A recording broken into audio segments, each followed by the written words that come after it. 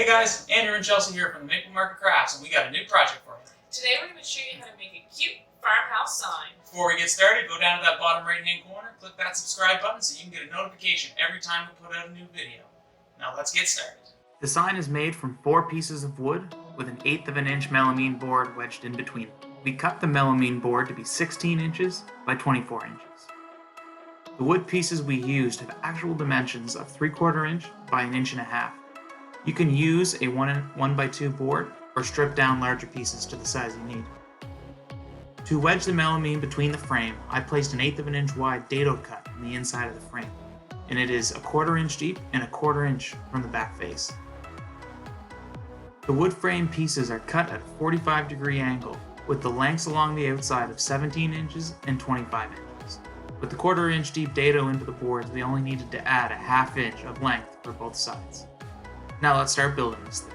Use a table saw or a skill saw to cut the melamine to length, or you can go to the hardware store where you bought it and get them to cut it for you. I used my skill saw to rip my 1.5 inch frame pieces. It's great to use up scrap wood. To cut the dado into the wood frame, I used my table saw. Here I had to drop my riving knife down to allow for the cut. The curves on a saw blade are 1/8 of an inch wide, so it should create a nice snug fit for your melamine. I set the height of the blade as close to 1/4 inch as my eyes could get. Now send it through just like a regular cut. If your dado cut is too snug for the melamine to fit in, make a small adjustment to your fence and increase the width of your dado so it'll fit. Next, make your 45-degree miter cuts. Always make sure your dado is facing the inside of the frame. I found it easiest to first make a cut, then measure along the long face of the frame. The lengths we cut them to is the 17 inches and the 25 inches we mentioned back on the materials list.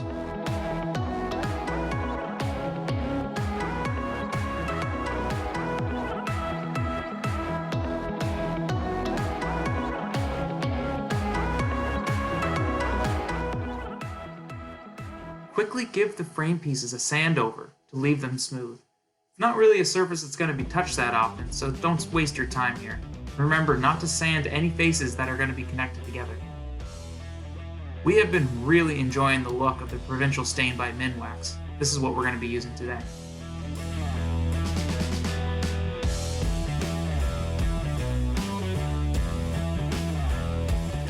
Put your sealing coat on before assembling to avoid getting any of your sealant onto the melamine board. Careful not to put any on your miter joints, as that will affect how your glue bonds with the wood.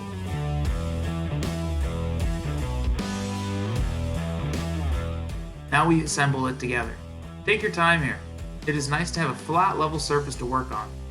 Put some wood glue on the miter joints and spread it around. I found using a clamp on the joint helped keep it together and flush while I nailed it into place. Once you have 3 pieces connected together, you can now drop your melamine into the frame and attach your final piece.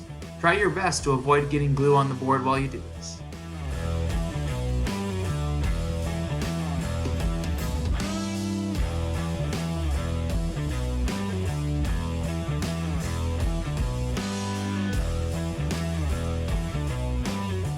Now that the sign's built, let's put some vinyl on it. You can paint and decorate your sign any way you want. For this sign, I'm using vinyl and a Cricut maker. I'm getting my design cut file from crafthousesvg.com. They have a great selection and their bundles are a great deal. I will put a link to their site in the description below. Don't forget to use the coupon code MAPLEMARKET for 10% off your purchase. Since we are putting this sign in the bathroom, let's see what they have.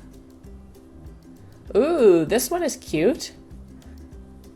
One of the great things about this site is that most of the designs come with a commercial license, so there's no copyright issues if you wanted to sell any projects using these designs. Now let's upload this in Design Space so I can cut it with my Cricut.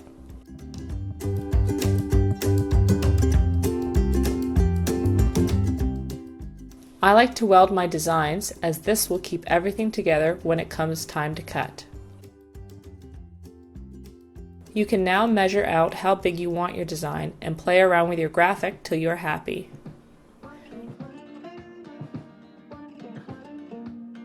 Time to make it.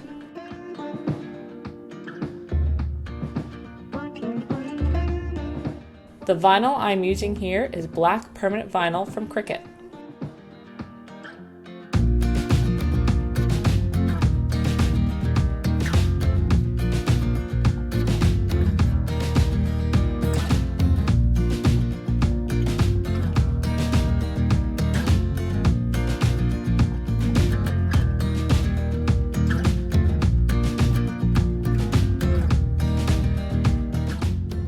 To get your vinyl on your sign, we are going to use contact paper.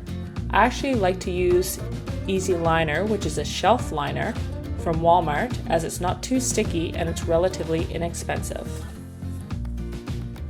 Peel the backing off and apply it to your sign.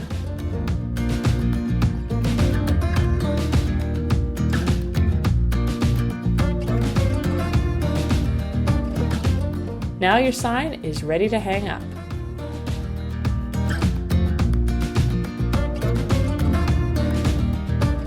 One of the best parts about these signs is that they can be used for any size, shape, or design. Check out a few that we've done.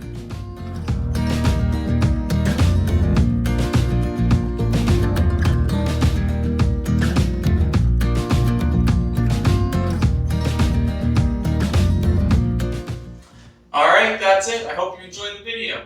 Check out some of our other works, including this cute bathroom hanger. Make sure to leave a like or a comment, and we will see you next time.